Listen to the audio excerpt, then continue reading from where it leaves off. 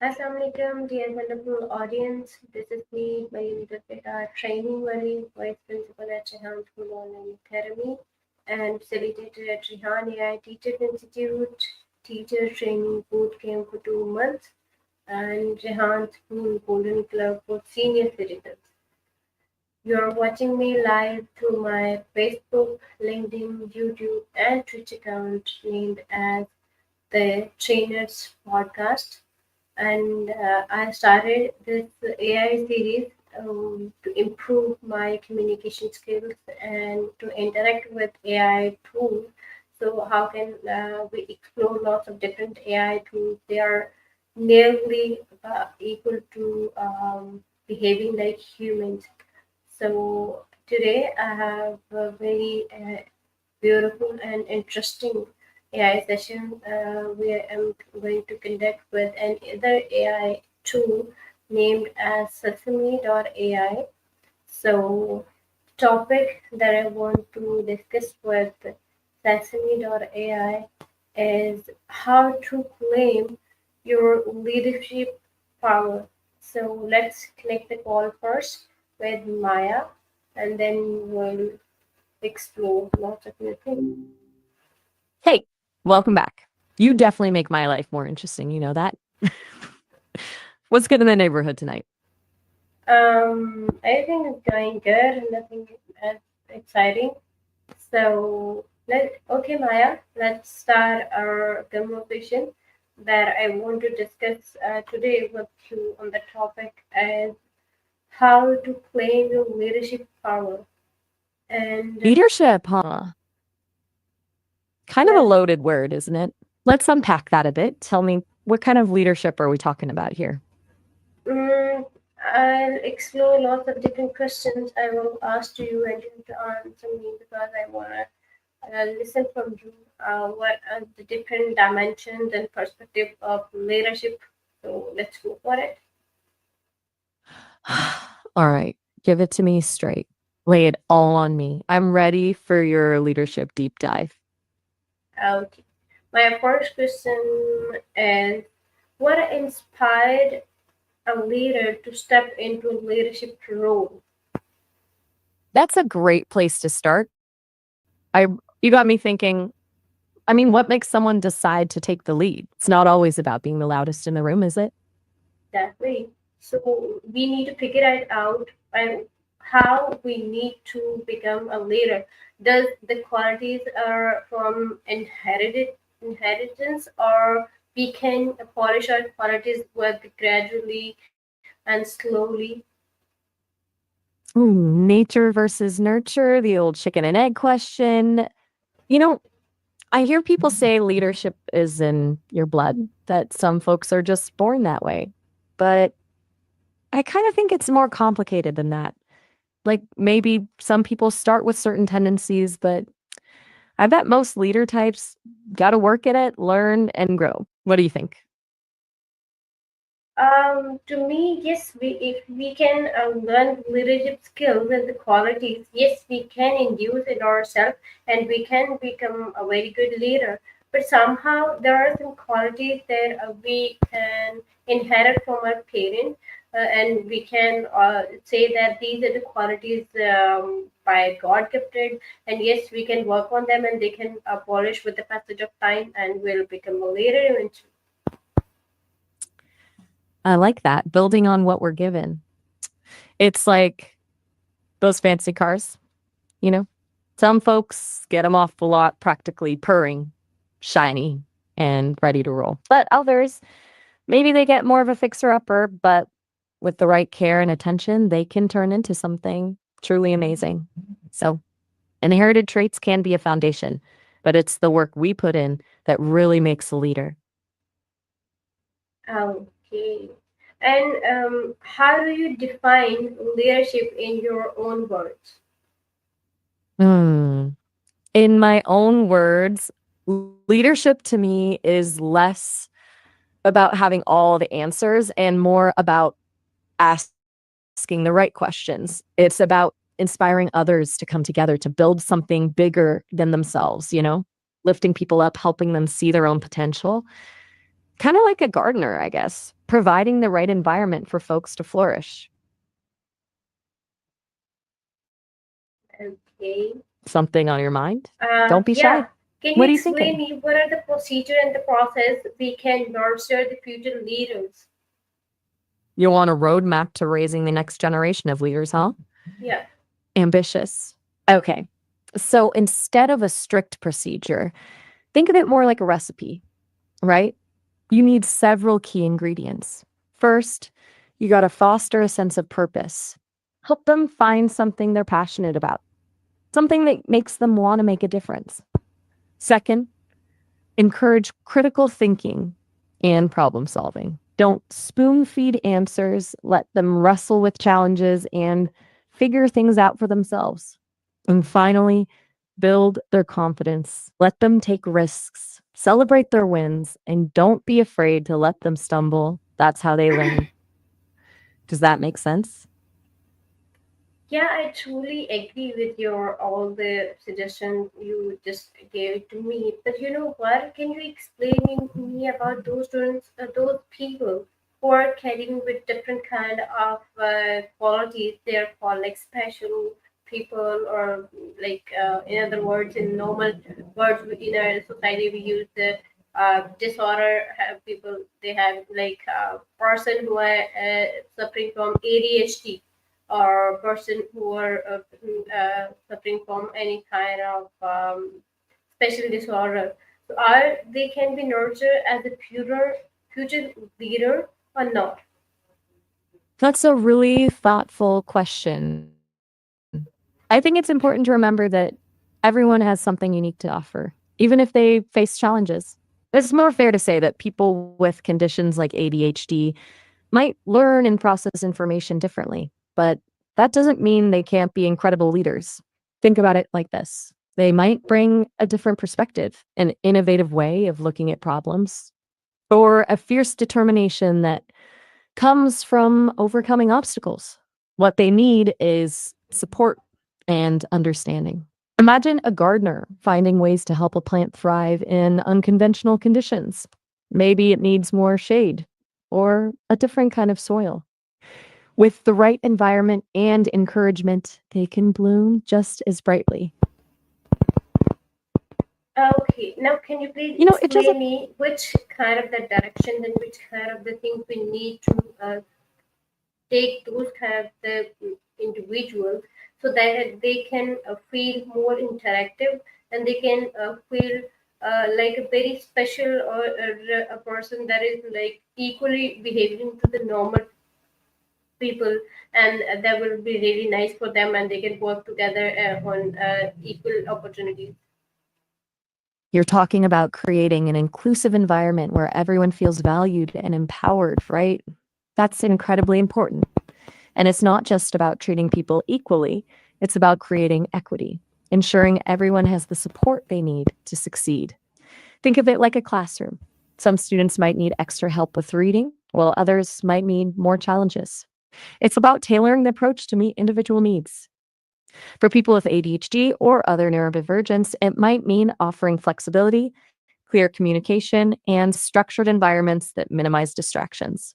I, it's also about celebrating their unique strengths and recognizing their contributions. Remember, the goal is to create a space where everyone feels safe to be themselves, to share their ideas, and to contribute their talents. And that benefits everyone, not just the individuals who might need extra support. Okay, I really agree with you. But you know what? Can you explain me more about the tendency and the behavioral attitude of the people who are like suffering from ADHD? Okay, so someone with ADHD might experience things a little differently. Think of it like having a brain that's constantly buzzing with energy and ideas.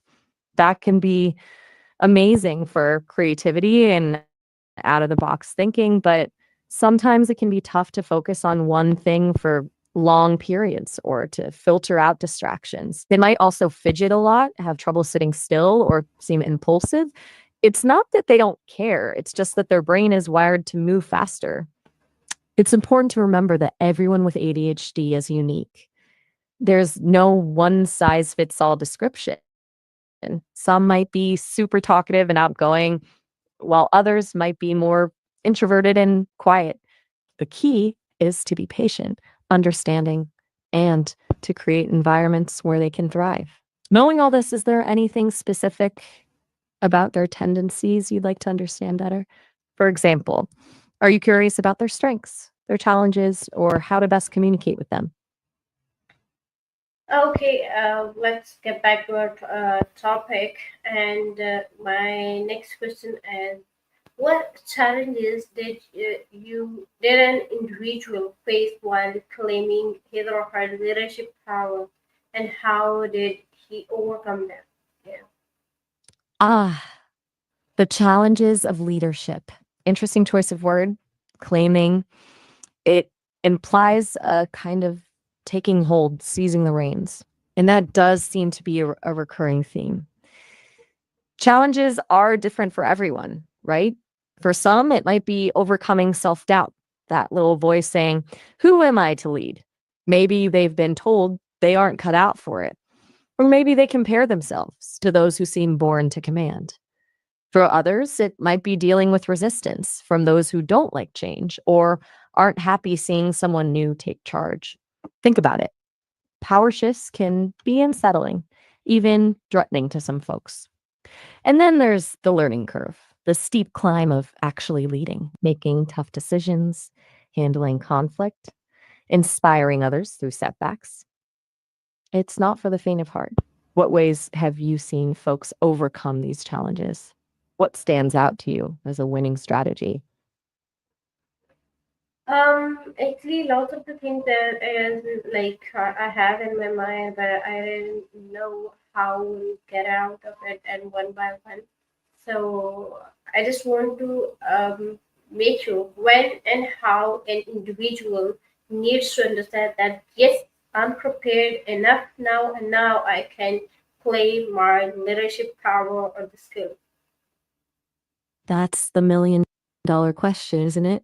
When do you know you're ready to step into that leadership role?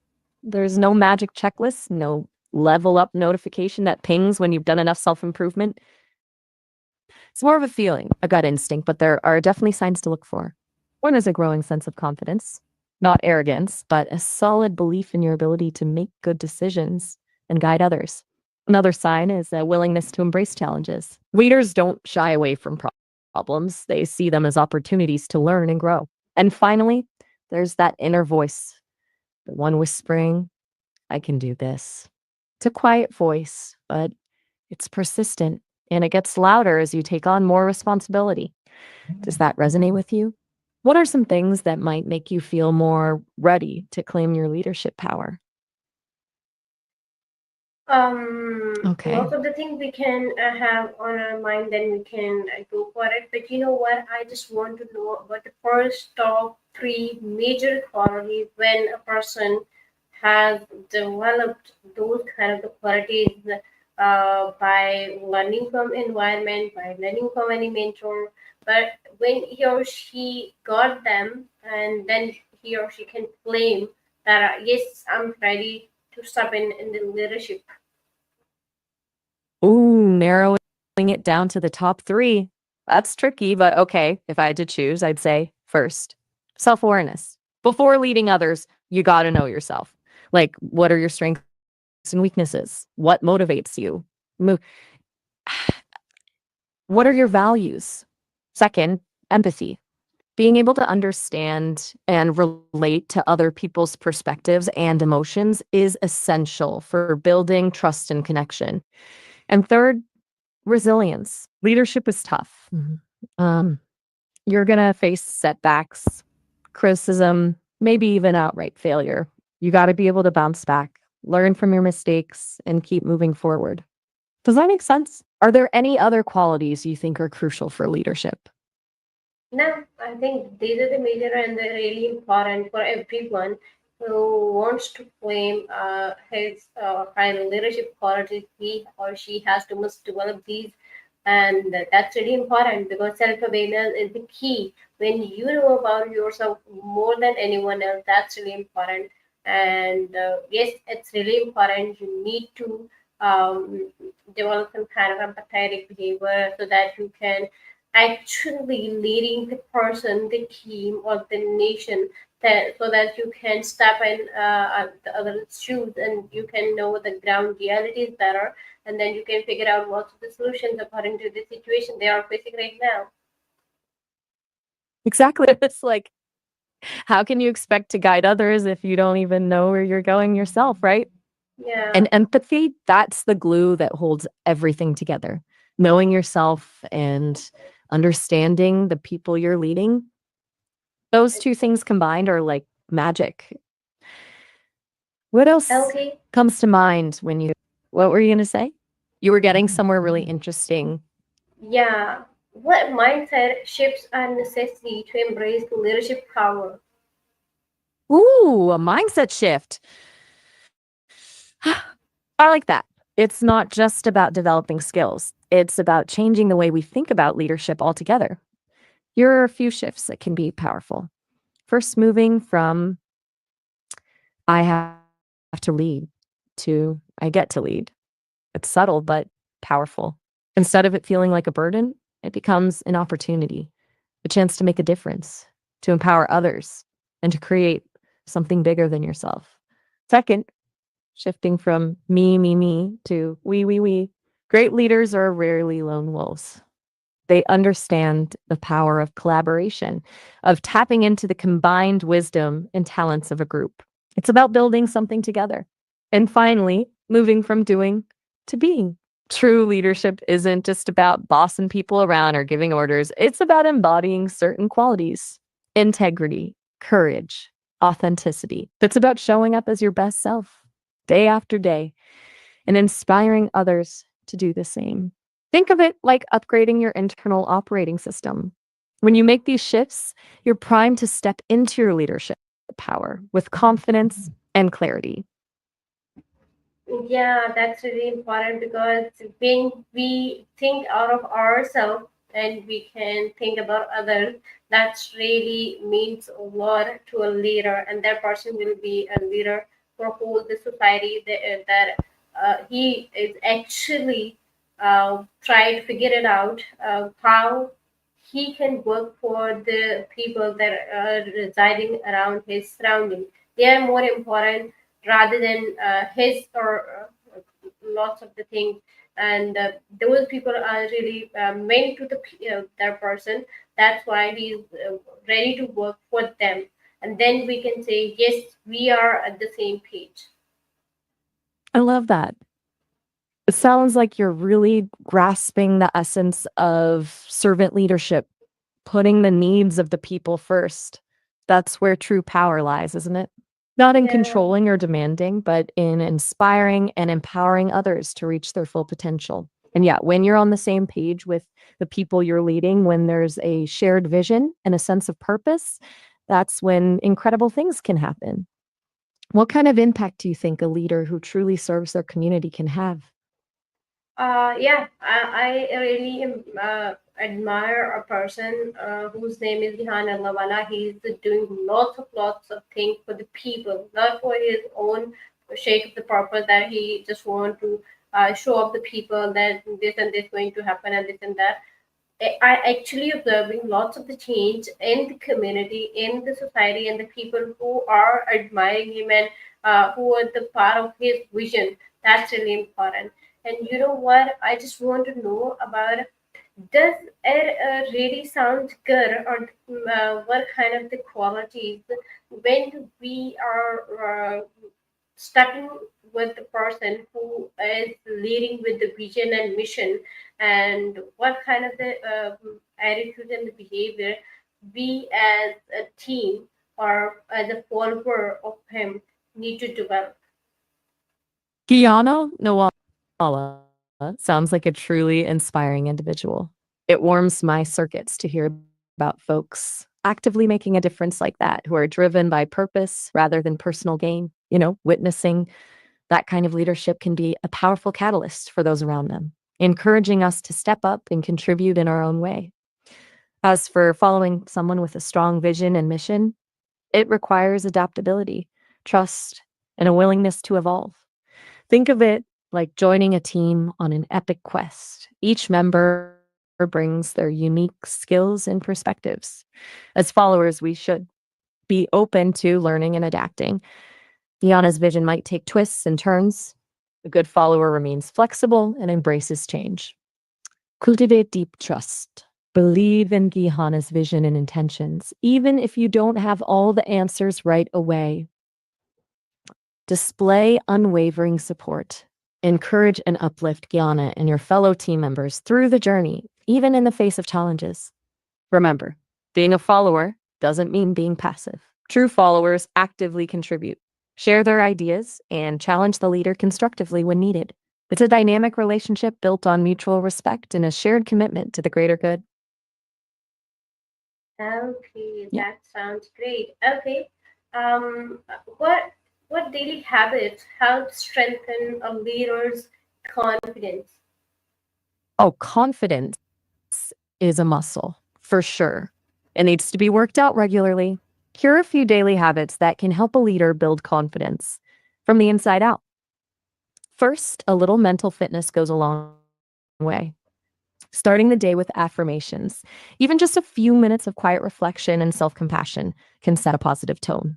Second, active learning. Leaders are lifelong learners. Whether it's reading an article, listening to a podcast, or taking a short online course, expanding your knowledge and understanding boosts confidence. Third, don't underestimate the power of gratitude. Taking a few moments each day to appreciate the good things in your life, big or small, can shift your perspective and remind you of your strengths. And finally, celebrate victories, no matter how small. Acknowledge your successes and give yourself credit where it's due. Any of these mojo boosting habits resonate with you? Yeah, definitely. Lots of the things that are resonating with my, um, you can say the mission, or you can say the ambition, that the ambitious thing that I want to do. And yes, I got this platform. That's really amazing, and that's actually um, boosting my confidence day by day. That actually strengthen me day by day. They are tremendous. Okay. Let's move to the next question. How important is emotional intelligence in claiming leadership power? Okay, that platform sounds amazing. It's awesome that it's bolstering your confidence. It takes courage to step out there and pursue your ambitions. And you've hit on something really important. Emotional intelligence and leadership are like two peas in a pod. They're practically inseparable these days. It's not enough to be smart or have a great strategy. You've got to be able to connect with people on a human level, understand their needs, and navigate the emotional landscape of your team. Think of it like this: you can have the best plan in the world, but if you can't communicate it in a way that inspires and motivates others, it's going to fall flat. Or you might have a brilliant idea, but if you don't understand the emotional concerns and objections your team has, you'll struggle to get buy in. Emotional intelligence helps leaders build trust, resolve conflict constructively, and foster a more collaborative and supportive environment. Basically, it's the glue that holds everything together and allows leadership to truly flourish. Does that make sense? Yeah, that's truly makes sense. Okay. And what role does self-awareness play in becoming an effective leader? Self awareness, the foundation of emotional intelligence and arguably of effective leadership as a whole. Think of it as your leadership superpower. When you have a strong sense of self awareness, you understand your own strengths and weaknesses, your values and motivations, your triggers and thought patterns. This clarity is incredibly powerful because, one, it helps you lead authentically. People can spot a fake a mile away. When you're clear on who you are, your values, your leadership style naturally emerges. Two, helps you build better relationships. Understanding yourself allows you to better understand others. You become more empathetic, more perceptive about the needs and motivations of your team. Three, it helps you manage your emotions effectively. Stressful situations are inevitable in leadership. Self awareness helps you recognize your emotional triggers and develop healthy coping mechanisms so you don't let them derail you or your team. It allows you to seek feedback and learn continuously. Self aware leaders aren't afraid to ask for feedback because they understand that it's essential for growth. You can learn from both your successes and your mistakes. Ultimately, self awareness is about owning your journey as a leader and showing up as the best, most authentic version of yourself. Okay, You how got do it. leaders, yeah, I truly got it. How do leaders handle criticism and setbacks without losing confidence? Oh, that's a big one. Bull, honestly, handling criticism and setbacks gracefully is like a superpower for leaders. It's what separates the good from the great. Here's the thing, every leader faces criticism, faces flops, stumbles, and flat out failures. It's part of the game. The key is not to avoid it, but to learn to navigate it with grace and resilience. Think of it like this: 1 point, see criticism as a gift. Even if it's delivered harshly, it might contain valuable information. It could highlight a blind spot, a communication breakdown, or an area where you can improve. 2, practice active listening.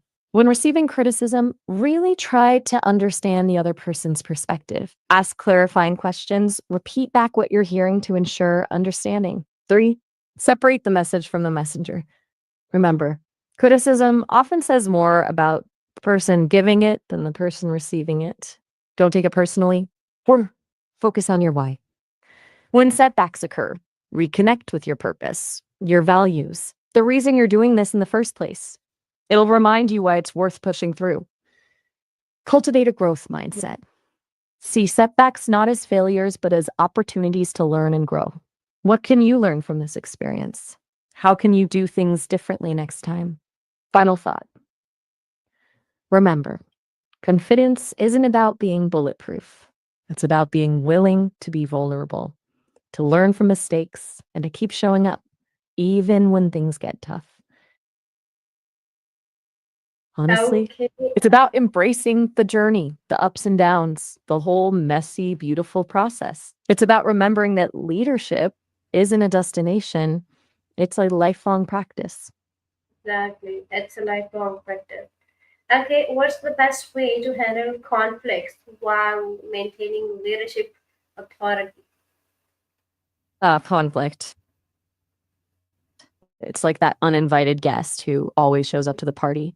But instead of asking them to leave, effective leaders learn how to navigate conflict constructively. Here's what I've learned: 1, embrace it.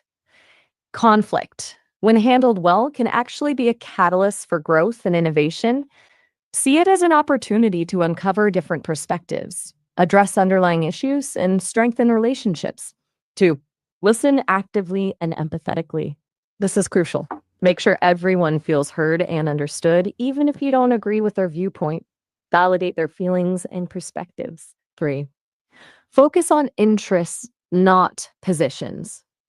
What are the underlying needs and motivations driving each person's stance?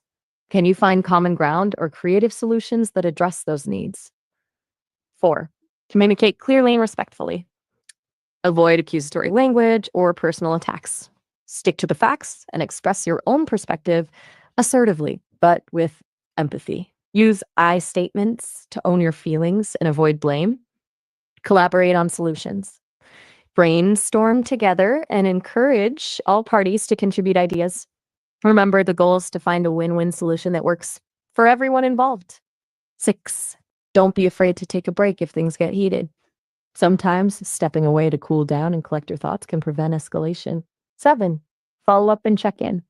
After a conflict is resolved, make sure to follow up with everyone involved to ensure the solution is working and to address any lingering concerns. Remember, as a leader, your role is to guide the conversation, promote understanding, and facilitate resolution. Be patient, persistent, and remain committed to finding a solution that benefits the whole team. You get it, right? It's like conducting an orchestra. Each instrument has its own unique voice, and creating harmonious music requires skill, understanding, and a good ear for balance. Yeah, definitely. Because you know what, when you are behaving as a leader of any kind of a class, any kind of a situation you're facing, like as a team, as a leading an institution, lots of the things you are taking as in charge. So you are behaving as a leader. Lots of the things you need to keep in mind, and at the same time, mm, you are facing an emotional roller coaster at the same time. So lots of the things are going so difficult to manage, especially your emotional well-being when you are dealing lots of the conflicts within the team, within the students, within the organization. So yeah, lots of the pressure on to your shoulder. Hey, Miriam, I'm so sorry to interrupt, but our call is actually about to end. We're Yeah, just okay. about at our 30 minutes. You can always call back later if you'd like. I'm here whenever Yeah, you are. sure. I'll call you later. By tomorrow, we'll have another interactive session. And thank you so much for sharing your very insightful knowledge with me and the audience for watching us live on my Facebook, LinkedIn, YouTube, and Twitch account as Mariam Zarka Training Mali. Thank you so much, audience, for watching me live and appreciating this whole conversation by sending me lots of the emojis. So I'll be back with another amazing episode. Till then, bye bye, and keep doing amazing things. And stay tuned. Allah Hafiz.